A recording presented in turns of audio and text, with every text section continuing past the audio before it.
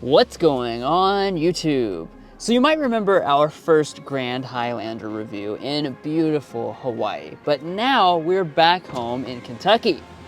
And this is where we really get to put this family SUV to the test, including long road trips, which we've done with this Grand Highlander this week. So, after 7 days, is this proof that the Grand Highlander beats all the competition?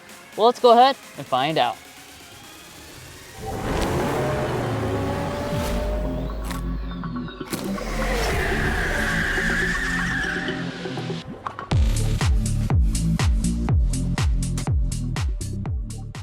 All right, so let's get things started here under the hood. So with the Grand Highlander, you have 3 different engine choices. We have the most powerful option today. This is the Hybrid Max, which is a 2.4 liter turbocharged 4-cylinder engine with a front electric motor, a rear E-axle, and total system power is 362 horsepower.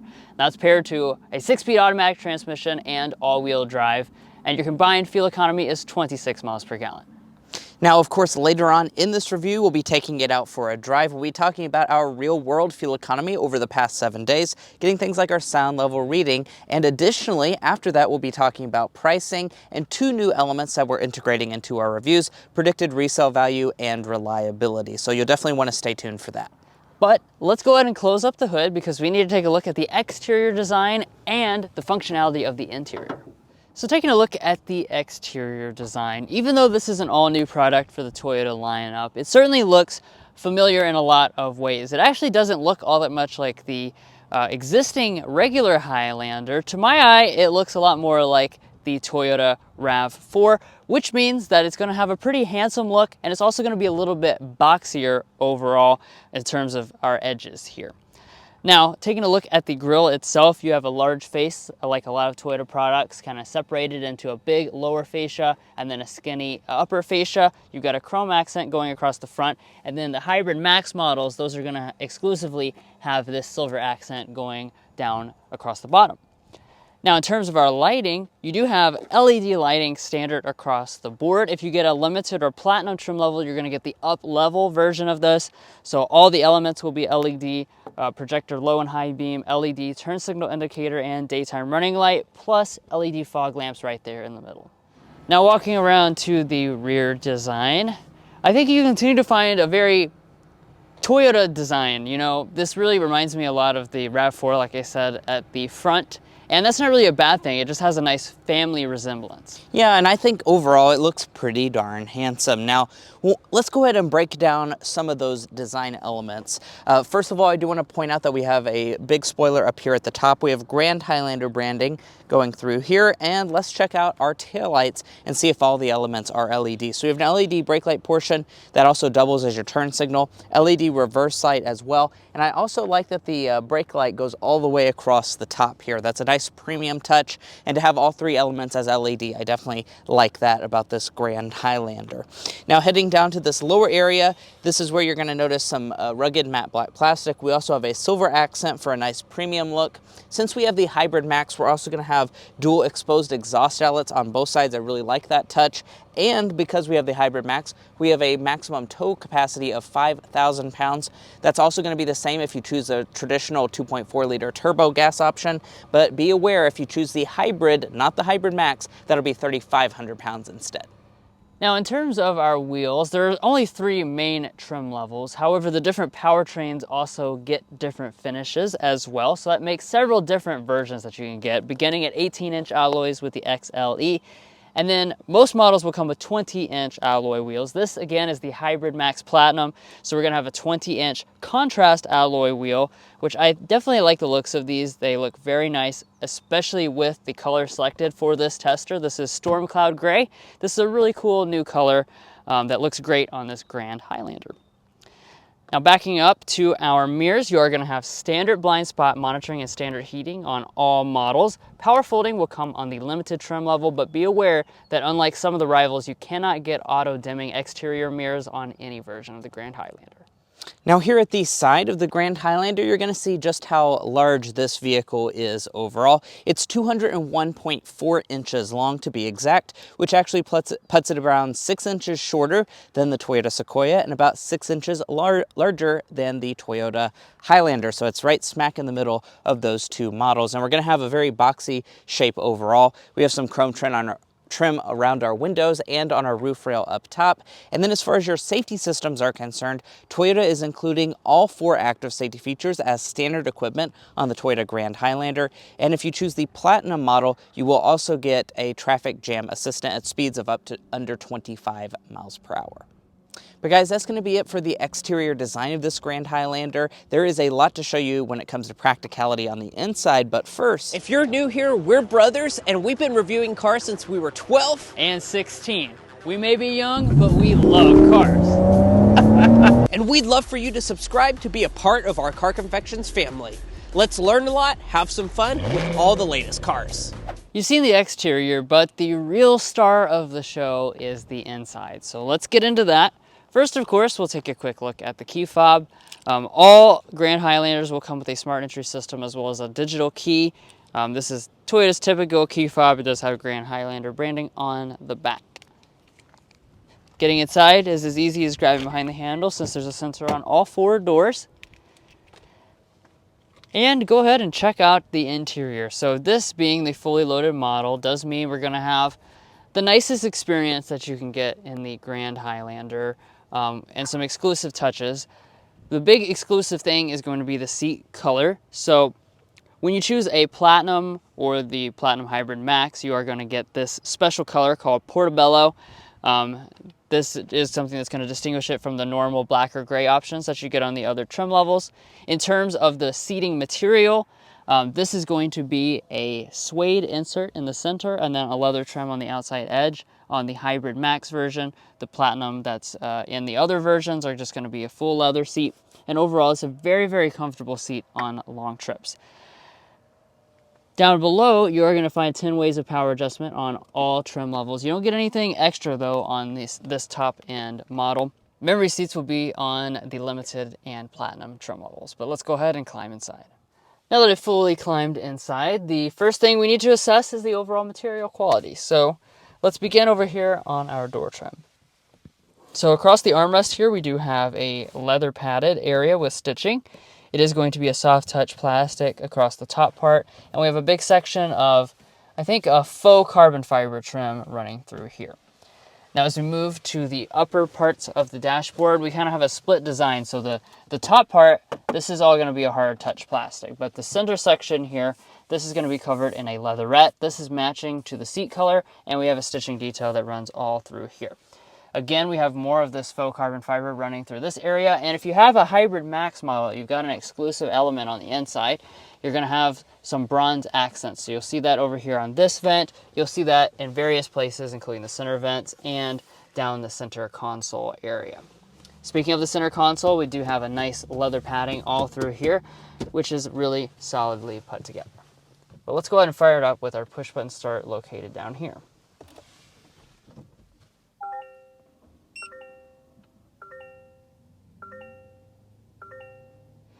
Now that it's all fired up, let's focus our attention on some individual details, starting with the gauge cluster. Most versions are going to come with this full digital gauge cluster. There is a smaller version that you get on the lowest end versions of the Grand Highlander, but as you can see, you got the full assortment of customizable designs, and we have a lot of hybrid specific things here on this Hybrid Max in terms of our graphic selection. Up above, since we have the Platinum trim level, we're also going to get a head-up display with quite a bit of redundant information that you don't even have to look down at.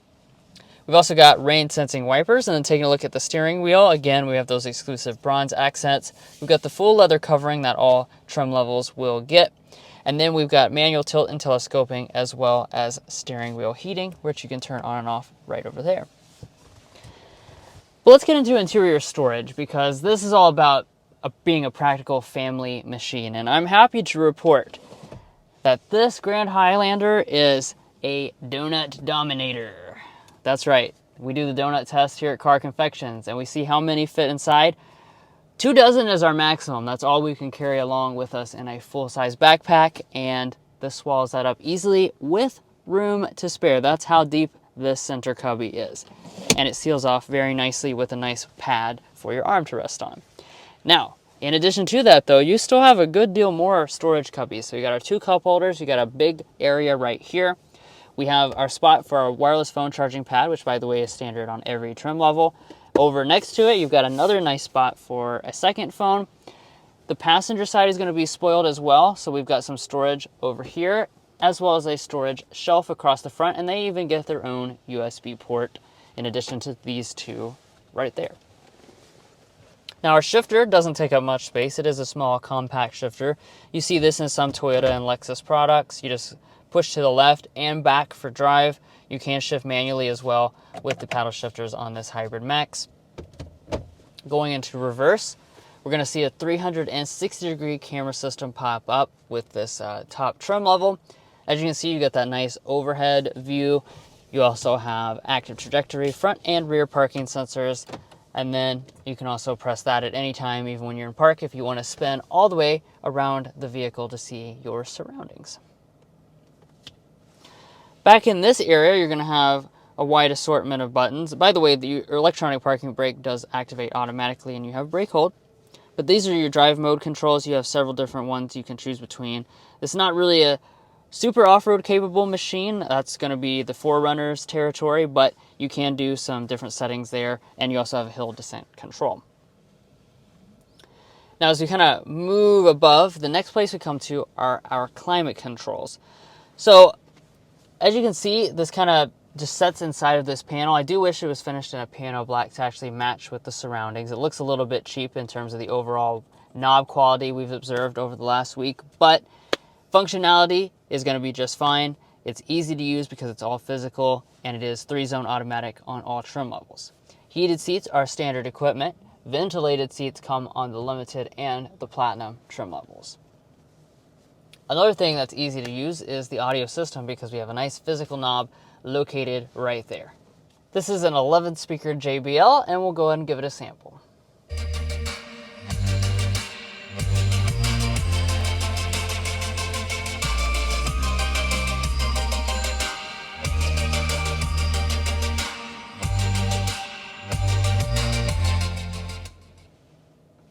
Overall sound quality is fine. It's certainly not as refined as some of the sound systems you might find in some rivals. It's definitely a lot more bass heavy and a lot less detailed. All right, let's focus in here on our main infotainment system. This is a 12.38-inch display. This is Toyota's newest user interface system, so it's simple to use. You just have those 5 shortcuts down along the side for your various different functions. This does come, of course, with wireless Android Auto and wireless Apple CarPlay abilities, both of which I will say work quite well and pair very quickly when you get in and out of the vehicle. In terms of the navigation system, this is the standard dynamic navigation as well. Now, rising above, we are going to have an auto dimming mirror on most models. Since this is the Platinum though, we get the digital camera system. So if I flip that switch, even if you've got, you're going on a long road trip and you've stacked up cargo past the window, you can flip that on and you'll still be able to see out the back perfectly fine. Your HomeLink remotes are going to be located right underneath of there. And then up top, we've got a nice panoramic sunroof. This is included on the Platinum trim level. You can also option this on to the Limited or the XLE, and the front panel does open up. But even more of a star of the show than the front may be the rear with this Grand Highlander, because it is so incredibly spacious. Now, you may have seen some of our reviews in the past, but I'm just going to go ahead and start with the space figures because that's probably the most important thing to those of you who are looking to buy this vehicle. 39.5 inches of rear legroom, about 38.5 inches of headroom. That does mean it's slightly less than Honda Pilot, Kia Telluride, and Hyundai Palisade when it comes to legroom figures. However, I'm 5'9", and this seat is adjusted to Drew, who's 5'8", and we still have plenty of room. That is a lot of space, guys. As far as how much knee room we have, to be exact, we're looking at 9 inches of additional knee room with those seats adjusted the way I just mentioned. I can also slide my feet up underneath the seat, and I can use this lever right here to slide the seat forward and back a very good distance. So I can actually do it to where the seat is touching the front seat, which means it's real easy to get back here and adjust a baby seat or whatever you need to be doing in the Grand Highlander. So I like that. Also, the seats recline a very good amount. So, you know, on a long road trip, which we did experience, you can take a heck of a nap in this Toyota Grand Highlander's rear seat. Now, speaking of the seats themselves, you can get captain's chairs, or you also have the option of bench seating. When you get bench seating, you're going to have 8-passenger seating with the Grand Highlander, or 7-passenger seating as you see configured today. Do keep in mind, though, that is going to be 1 additional seat over what you can get as a maximum on the Lexus TX. Here in the center, since we have a limited and above, we have this cup holder area in between the captain's chairs. I like this. There's 13 total cup holders in the Grand Highlander, so lots of room for your Slurpee or whatever is going to keep your kid entertained and not annoying you. And then here in the center, we have quite a few features to talk about as well. So we have our 3-zone climate control, so we can adjust that back here. Heated rear seats are included on Limited and above. Ventilated rear seats are included on the Platinum. Down below that, we also have 2 charging USB ports to keep everyone happy and charged up. A household outlet as well. And then going to the door trim. The door trim, we have rear window sunshades to keep the sun out of everyone's eyes. Nice soft touch plastic up in the upper part. Leatherette through the center section, leatherette where our arm is padded. We also have a little bit of storage in front of that, and then a large bottle storage down in the very bottom. I will point out, I brought my very popular Stanley Cup with me, and it does fit in the door trim of this Grand Highlander, although it's not really you know, sealed off too good. It might roll around and spill a little bit, but it does fit in the door. And the third row is a strong point for this Grand Highlander. So let's go ahead and dive back here and see what it's like. So in order to get back here, you just grab this little lever right here that slides the seat out of the way. And then getting into the third row,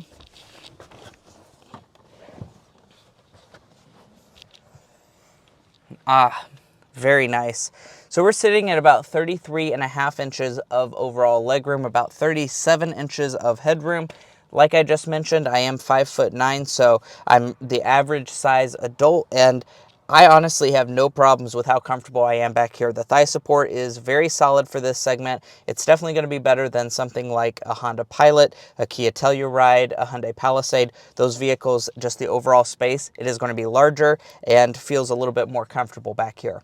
You have 3 rear seats, so you have 1 here, 1 in the middle, and 1 on the side. I do think you would maybe be troubled getting 3 adults back here, but overall, very spacious.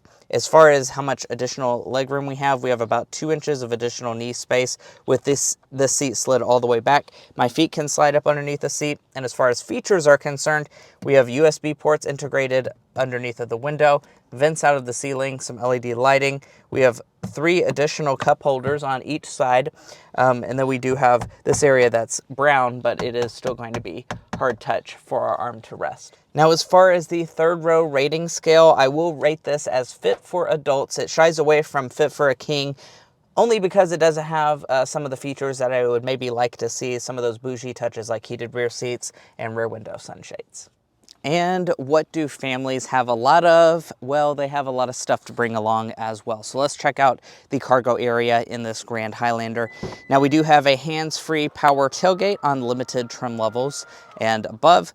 And then as far as this area is concerned, we're sitting at around 21 cubic feet of cargo capacity behind the third row of seats. If I reach up here and fold the third row down, we are going to have a maximum of around 58 cubic feet. And then if we fold all the seats down, we're looking at 97.5 cubic feet as a maximum.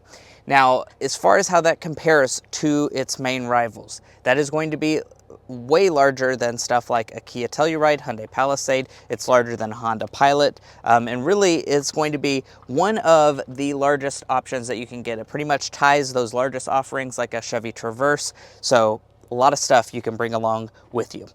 Now, as far as features that Toyota has included, I'm trying to get the carpet and floor mat up. It's a little bit stuck on there. Underneath, you have a little bit of underfloor storage, just enough for a cargo cover. And I do want to point out that there are not any handles to fold the second row seats, so you will have to actually go up there and fold those down manually. And when you are folding the second row of seats, I will say it is a little bit complicated because it actually takes 2 steps. So you have to fold it or kind of slide it a little bit and then push a separate button down here to get it to completely fold flat. So I would maybe have liked Toyota to make that a little bit easier when you're hauling a lot of stuff. I actually experienced that as I was using this vehicle over the past week. And then as far as, you know, how much cargo length you have, well, that's going to be impressive. 90 inches in overall cargo length behind Drew's seating position at 5'8". And then as far as behind the second row, we're sitting at about 52 inches of cargo length. And let's see how wide the opening is if you're looking to haul something. 48 inches wide. That is a very good measure. As a matter of fact, I actually picked up a chair and it was no problem fitting it in this Toyota Grand Highlander. Well, everyone, here we are behind the wheel of the all-new Toyota Grand Highlander for our extensive 7-day impressions. We'll be talking about quite a few different things in this review, including what you see on the screen right now and our sound level reading. But first, we're going to go ahead and start with a hard acceleration.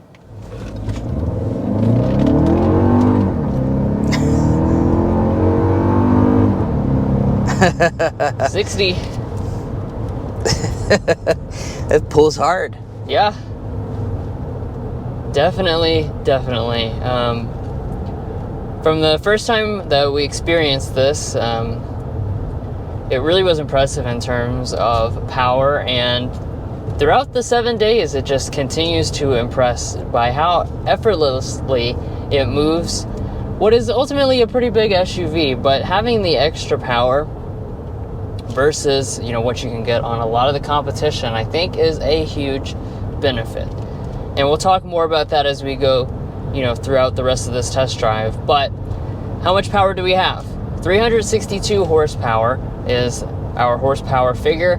Lots of torque as well. 400 pound-feet. There you go. I was waiting for Mason to chime in. Yeah, I'm the numbers guy, so 362 horsepower, 400 pound-feet of torque. Very impressive figures, guys. I think that's really one of the grandest elements about this Grand Highlander is the powertrain, because like Drew said, it is a little bit of a rare thing, honestly, to see in this segment a very powerful choice, because the vast majority of rivals, you know, the Hyundai Kia siblings, you know, the Honda Pilot, they're all going to be stuck in just a traditional V6 that makes around 290 horsepower, and this is significantly a big upgrade, that's for sure, besides for like the CX-90. But I do love this powertrain. Really pulls.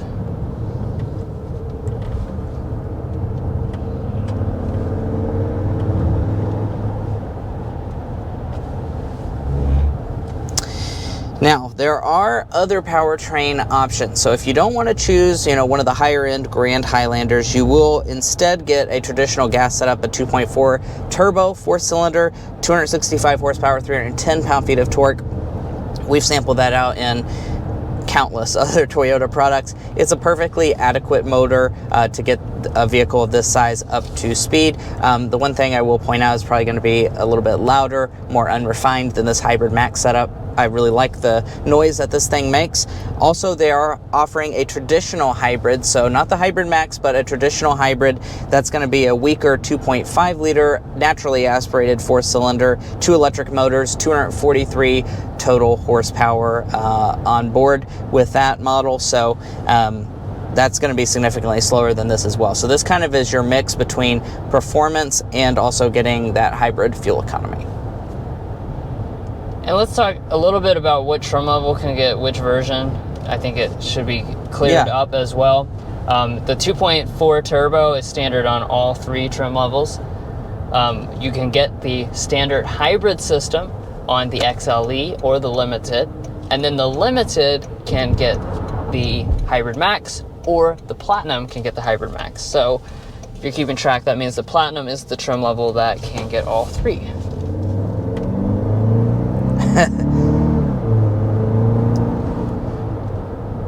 they've definitely done some amplification, or I should say supplication of noise. It kind of almost sounds like the Sequoia, where they make a V8-like sound, even though it is a 4-cylinder, but not offended by it at all. It makes it feel like it's even tougher and more powerful than it is. Yeah, for sure. And I also really like that this Hybrid Max has a traditional transmission. So you may have seen that in our acceleration there. This actually has a 6-speed automatic transmission. So unlike the other hybrid version, so the traditional hybrid, that will have a ECVT, you're going to have a lot more of a traditional experience with this Hybrid Max with its 6-speed automatic. It's a pretty smooth transmission overall. Occasionally you'll find like a little bit of a slow shift, but other than that, you have so much torque on board that you never feel like it's in the wrong gear or anything.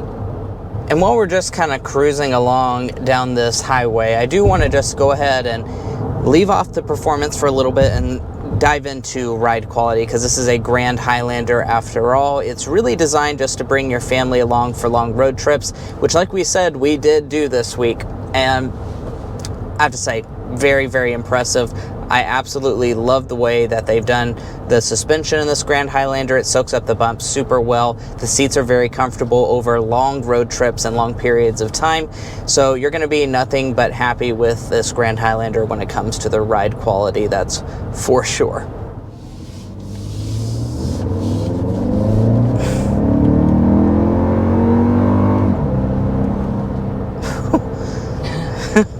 There's sport mode. Just kind of sharpens everything up just a little bit, although it is already, quite fast, as previously mentioned. And since we are going 55 miles per hour, I went ahead and got fan speed on 1 so we can get our sound level reading, because also a good element of any family road trip vehicle is being quiet. So let's see.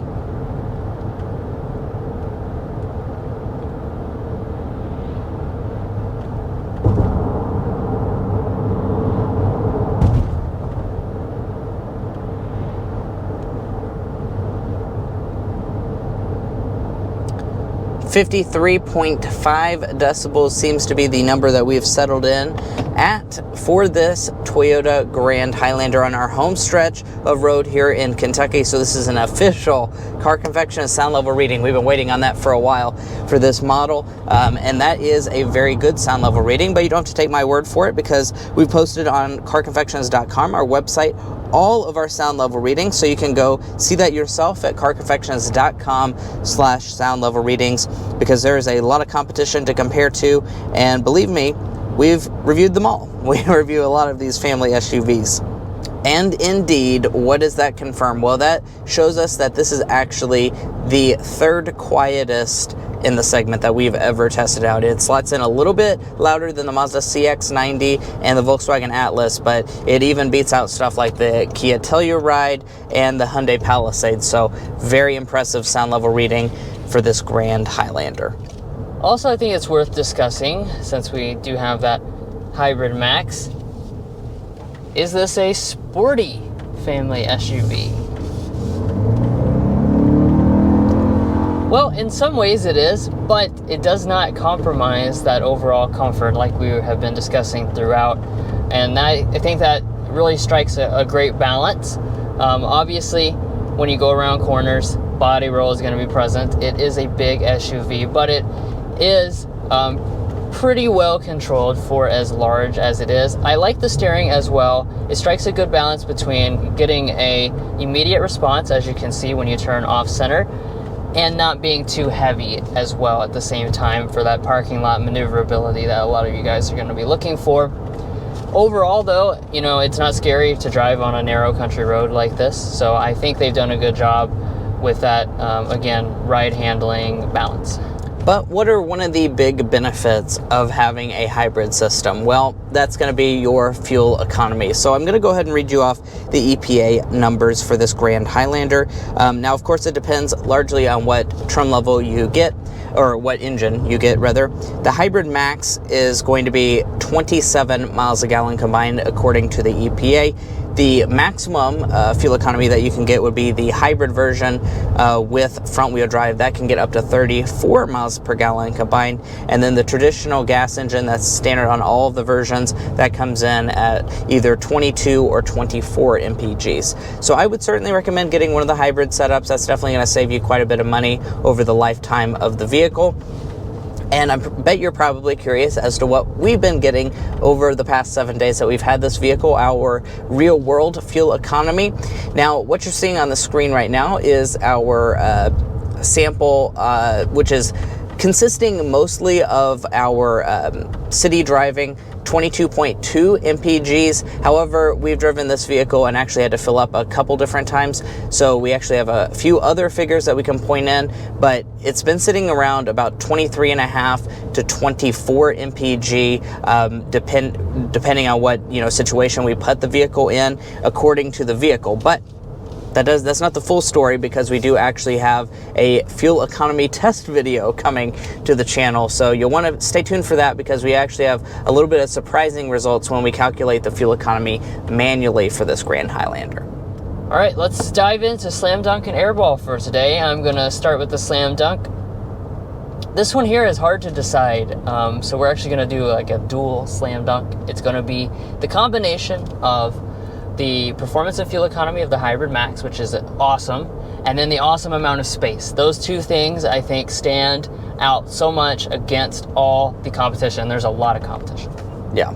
And as far as the Airball is concerned, the thing that we're going to say about this Grand Highlander is that no matter what trim level you get, even if you get a fully loaded one like this, the interior is not going to be what we would call fancy. It definitely has a lot of features, but when you start feeling around on some of the materials and stuff, the competition will leave this vehicle behind. They have more bougie materials and features offered, like massaging seats. That's going to be something you don't get on this Grand Highlander, and stuff like this climate control area does feel a little cheap inside this cabin. And lastly, in terms of your warranty, we have a 3-year, 36,000 mile basic warranty, 5-year, 60 powertrain. We also do get 2 years of complimentary maintenance. Now, as far as pricing is concerned, there are a lot of different trim levels and powertrain options. You can see the prices for all of those on the screen right now. Now, if you want the top dog, the Mac Daddy Grand Highlander, you're going to be sitting at about a starting price of $58,125. Plus some options. We have quite a few accessories on this model, plus the optional paint, $60,310, plus $1,335 destination. Total $61,705 for this Grand Highlander Hybrid Max Platinum. And if you're looking to buy a Toyota Grand Highlander or any new vehicle, we would encourage you to go to carconfections.com/newcarquotes. Now, why you do that is because we have a tool on our website that will connect you with local car dealers in your area to get you the best price on your new vehicle. It's also going to give you access to invoice pricing information, which is a great tool for dealer negotiation. If you'd like to take advantage of that, a link is provided in our video description. Now it's time for us to talk about potential resale value and reliability, because it's more than just that price on the window sticker. Let's go ahead and start with resale value. As an economics graduate myself, Drew and I took the time to develop what we think is a good estimate for this Grand Highlander's potential resale value. We estimate that after 5 years, this Grand Highlander will be worth around 64.5% of its original value after 5 years and 60,000 miles, and 41.4% after 10 years and 120,000 miles. That means for resale, we think it'll be worth around $40,000 after 5 years and around $25,000 after 10 years, which is well above average for the vast majority. It's one of the best resale values that you can get from any brand. We've also done the same for potential reliability by making the Combined Reliability Index, which combines reliability data from many trusted sources of reliability. Based on this ranking, Toyota is above average, or well, you could say well above average, because it is actually the #1 brand in terms of reliability. Now, if you'd like to check out all of our data about reliability and resale values, as well as learn about our methodology, make sure to head to carconfections.com/resale and carconfections.com/reliability. Buying a car is a big decision, and you want to make sure you're making a smart purchase, especially when you're looking to cross-shop between different vehicle makes and brands. And guys, that's going to be where we leave off on our 7-day in-depth review of the all-new 2024 Toyota Grand Highlander. Now, I know a lot of you guys are very interested in this vehicle, which is why we push so hard for Toyota to send us one of these for a full 7 days. And by you subscribing, you help that actually occur. So please hit that subscribe button down below if you're not already a part of our family, because you do make these 7-day reviews possible. So be sure to do that if you haven't already. If you're already a part of our family, thank you so much for your continued support, and we'll catch you next time as we sample more of the latest automotive delicacies.